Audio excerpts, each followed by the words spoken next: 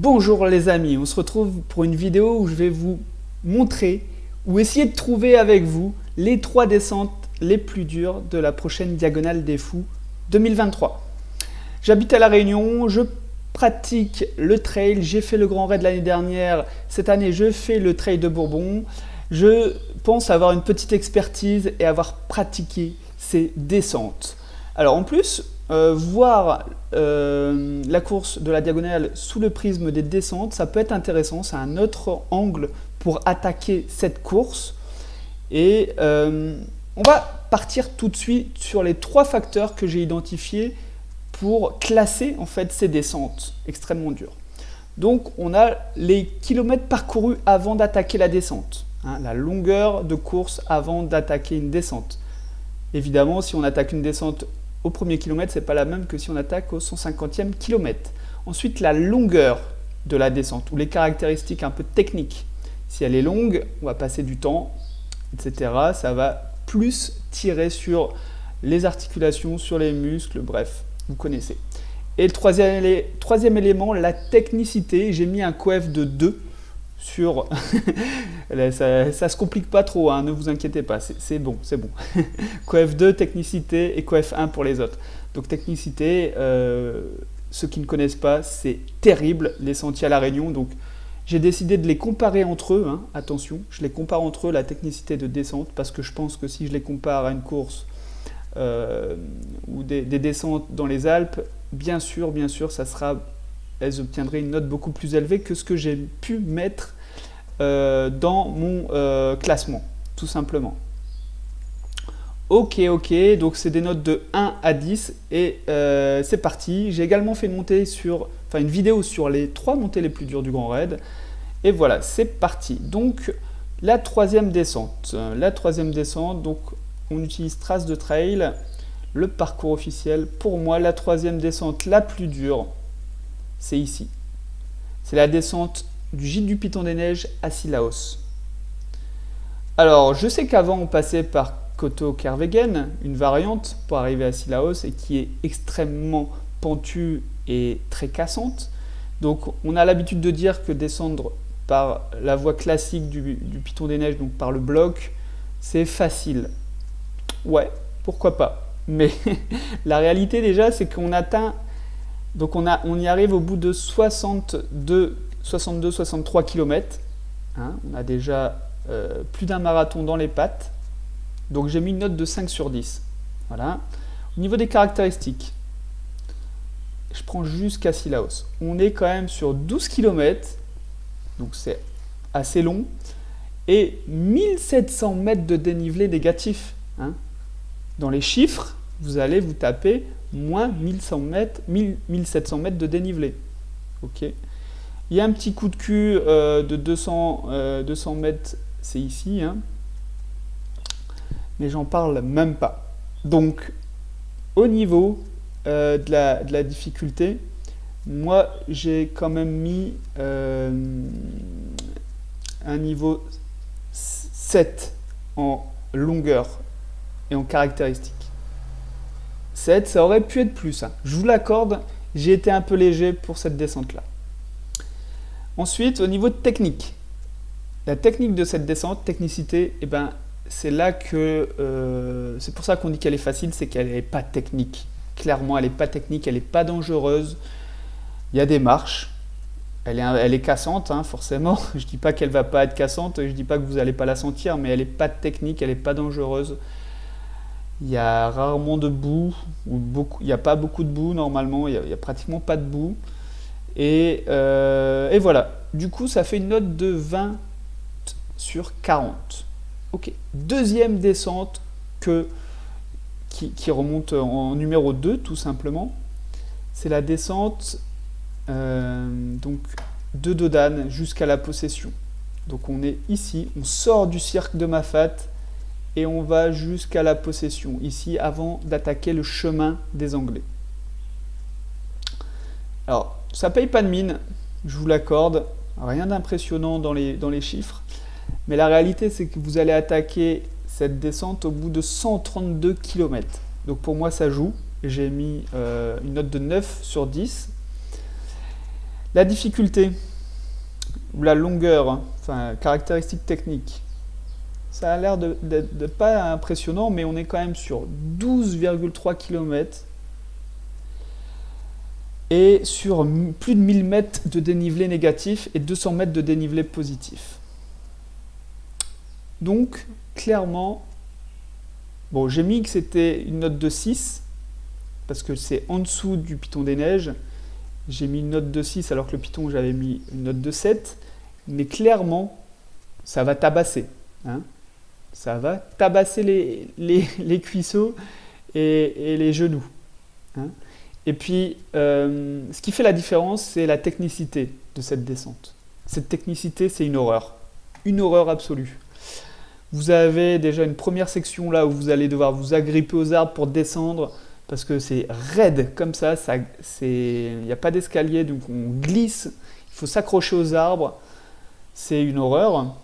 Et le pire du pire, c'est le sentier Kala qu'on enchaîne. Donc le sentier Kala, c'est la deuxième partie de la descente, c'est ici.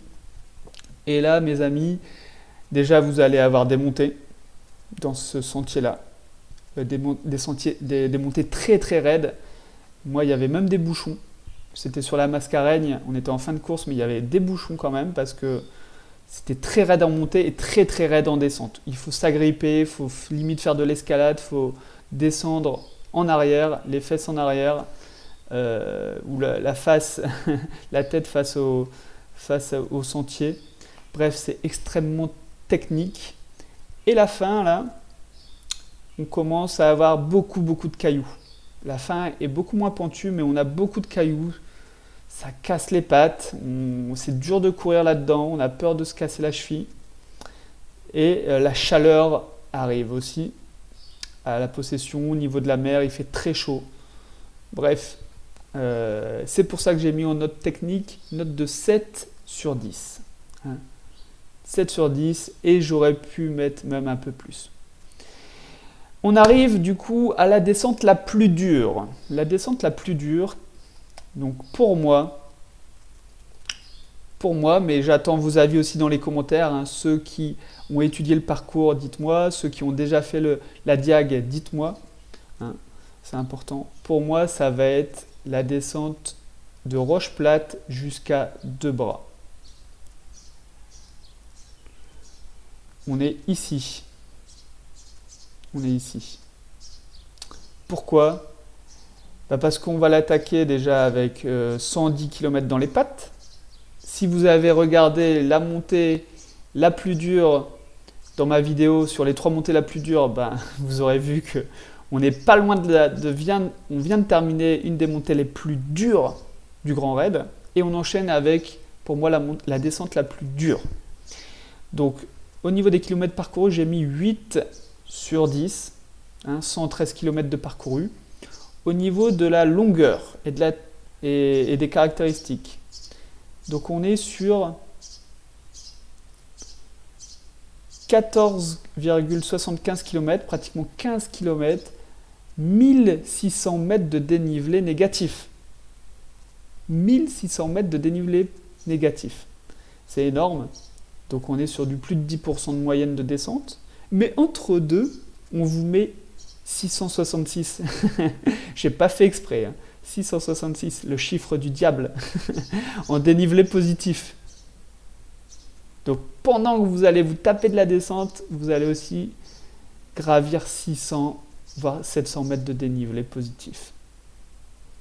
Donc clairement, j'ai mis 10 sur 10 au niveau de la longueur, parce qu'on a aussi de la montée dedans.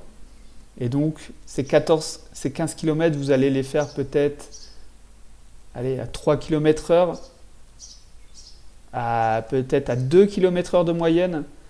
Donc si vous mettez 3 km/h de moyenne, c'est déjà 5 heures sur cette portion.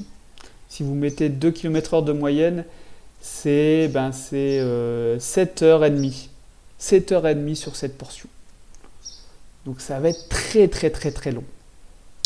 Voilà. Au niveau de la technicité, c'est une horreur également. C'est très pentu. Il y a des cailloux. Alors, ça se descend bien. Enfin, Ça se descend plutôt bien quand même. La première partie là, cette première partie là, elle se descend plutôt bien. Il y a des cailloux, mais ça tape, ça tape, ça tape. C'est ça le problème, c'est que ça va vous taper sur les genoux. Et ensuite là, on a cette descente là jusqu'à la rivière. Là par contre, c'est hyper chiant, je vous le dis. Ça tape, ça tape, ça tape, ça glisse. Et après, on a cette partie où on va longer la rivière. Ça va être long, ça va être long, ça va être long. Là, c'est long, long, long, long, long, long. Pas très dur. Là, c'est pas dur. C'est pas dur, mais c'est long. Plus on rajoute la technicité des montées qui vont vous casser le moral et aussi vous casser les fibres, les dernières fibres qui vous restent. C'est pour ça que j'ai mis une note de 9 sur 10. Au niveau de la technicité avec un coef 2. Et du coup, au niveau des classements, on a ici, on est donc classé numéro 3 du Python des Neiges à Sillaos. On est sur du 5, 7 et 4 avec une note de 20 sur 40. De Dodane à la possession, 9, 6 et 7 en technicité, une note de 29. Et il n'y a pas du tout photo pour la première descente. D'après mes chiffres, hein, de roche plate à 2 bras, on est sur du 8, en longueur 10 et en technicité 9. On est sur du 36 sur 40. Voilà. Voilà un petit peu.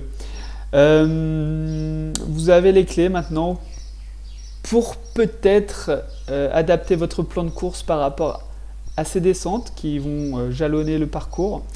J'aurais pu également vous parler d'autres descentes, hein, clairement qui auraient eu leur place, à savoir donc la dernière descente du Colorado à Saint-Denis.